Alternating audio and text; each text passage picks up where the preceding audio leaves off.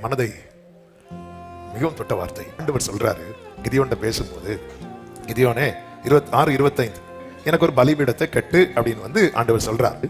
கர்த்தர் தனக்கு சொன்னபடியே செய்தான். ஒரு மனுஷருக்கும் பயப்பட்டபடியினால் அதை பகலிலே செய்யாமல், அவனுக்கு பயம் இருக்கு ஆனாலும் செஞ்சுட்டான்.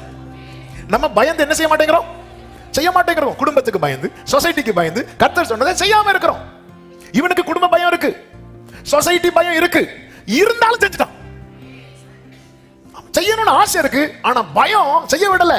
இவரு குடும்பத்தை குறித்து பயம் இருக்கா? இருக்கு. சொசைட்டி பயம் இருக்கு. அதை விட கர்த்தருக்கு பயப்படுகிற பயம். மனுஷனுக்கு பயப்படுகிற பயம் கண்ணியை வருவிக்கும். கர்த்தரை நம்பி இருக்கிறவனையோ கிருபை சூழ்ந்து கொள்ளும், கிருபை சூழ்ந்து கொள்ளும்.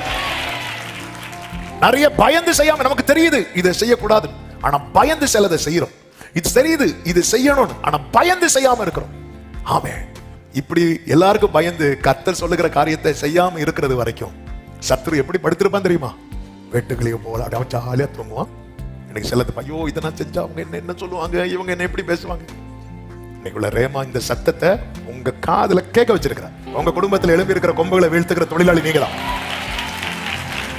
நீ எழும்பிதான் ஆகணும். சொல்லும் அடியேன் கேட்கிற, அதான் தொழிலாளி, அதுதான் வேலைக்காரன். வேலைக்காரனால யாரு? சொல்லும் அடியேன். நீங்க எழும்புங்க. ஆமா, உங்க குடும்பம் கழிவுறோம், உங்க குடும்பம் கழிவுறோம். அவர் உம்முடைய வாசஸ்தலத்தை விசாரிக்கும் போது குறைவே காண மாட்டேன். பட்டணம் கழிவுறோம்.